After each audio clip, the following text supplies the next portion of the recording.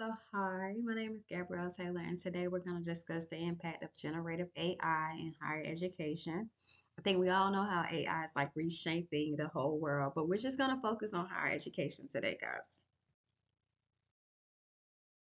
So, generative AI tools such as ChatGPT, Gemini, Midjourney, they're all reshaping academia. So I had to actually do a little bit of digging, and I found like multiple other AI platforms that I did not know about. Um, my job actually did a training on like different AI platforms. And almost every time we have a meeting now, they show me something new that's in AI. Like the last meeting we had, I realized there was an AI tool that you could actually copy and paste your student assignments in, and it'll tell you like what AI platform they used or if it was just AI generated in general. Since 2022, major changes in research, writing, and digital engagement have taken place. So I think we all know like AI can basically be used to do almost anything, generate assignments, like all of that, those things.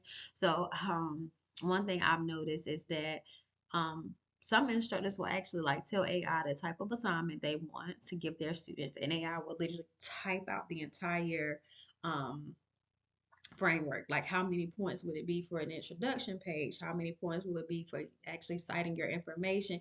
It just breaks down the information like so well. Um, and I feel like it can be used as a great tool, but you just have to be very careful. Benefits is personalization and efficiency. I've noticed that AI will literally like take all of the information you put in and it will generate information about you. Like it'll give you hobbies, the type of jobs you can apply for based on your degrees and the area you're in and the salary you can make. Once again, it can be very beneficial, but you have to make sure it's efficient information. The challenges is academic integrity, digital equity, and over reliance on algorithms. So, academic integrity is a huge thing because AI will sometimes generate misinformation, and people are actually becoming over reliant on using these tools. I've seen students actually like in higher ed, I mean, I'm sorry, not in higher ed, in higher education. Actually have to go over different platforms to see if their students are actually trying to use them. I've seen high school students actually try to use it to complete whole assignments, and now students are really, really, really feeling the consequences of actually using AI instead of doing the work themselves. So student face AI access and misinformation risk. That's why it's important for students to always do their own research because AI will actually it will give you the information, but it's the appropriate source. Is it a right source? Is it actually a real source? Faculty must adapt instructions to AI use and misuse. As I previously stated, instructors are actually using AI to create assignments. Well, some, not all. So when an instructor is doing so, it has to make sure that the AI isn't providing them with false information, and it has to be realistic and suitable to the assignment and the course. Um, Administrators are responsible for policy, funding, and guidance. So with that being said, administrators are now taking the extra mile to actually use funding for these things. So in case you guys didn't know it, Grammarly is actually an AI tool.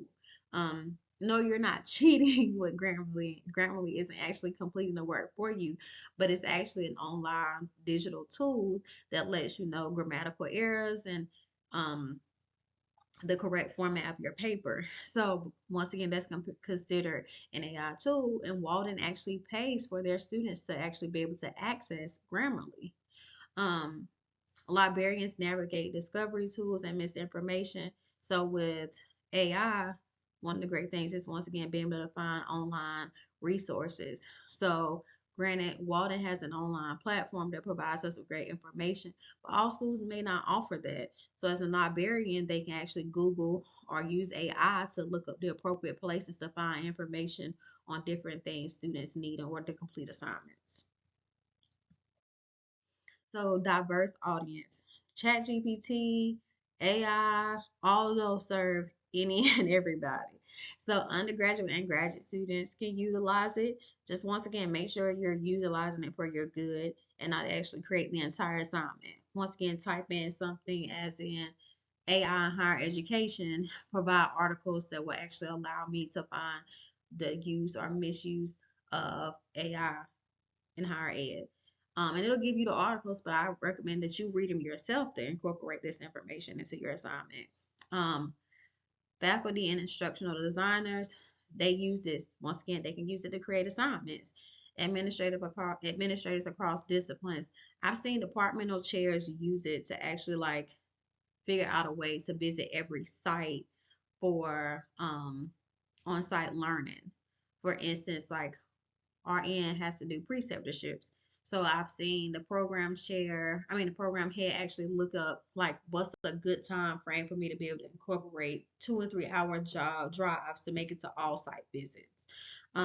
Diversity and digital access, literacy, and cultural background. Once again, it caters to any and everyone. If it knows your information, it personalizes it to you. So based on Johnson et al. And Meakin, framework awareness, experimentation, and reflection are all great tools to make sure the information is being promoted for social change via e-learning, teaches ethical AI use and digital literacy, and prepares learners to engage with AI responsibly. Once again, you want to make sure you have the right information. You don't want to be sharing anything that's misleading. Diversity and inclusion in AI learning. So, based on Ribble's digital citizenship framework, you want to make sure you have digital access, digital literacy, and digital responsibility. My favorite one here would have to be digital responsibility. You always want to provide citations to support your work.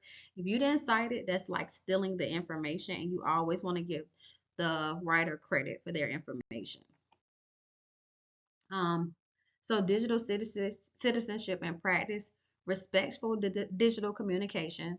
Once again, always make sure you're being respectful on these platforms, discussion board forums, assignments, just interaction in general, no matter with if it's with your instructor or your classmates.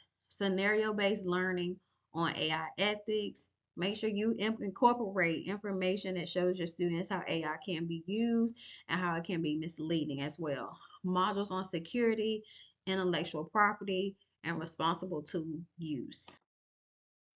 Building a digital learning community, use collaborative network learning model. This encourages interdisciplinary cultural dialogue, peer feedback, mentoring, project groups, and decreases isolation and promotes inclusion. The proposed e-learning course, AI and higher ed, ethics, access, and application. So if I was to incorporate this into a course, it would be a 4-week module that's self-paced, grounded in constructivist theory. So week 1, Gen AI and digital citizenship. Week 2, misinformation and how to evaluate that information. Week 3, ethical application. Week 4, capstone on personal institutional responsibility. The evolution of e-learning. So post-humanist perspective that shows how learning has been reshaped.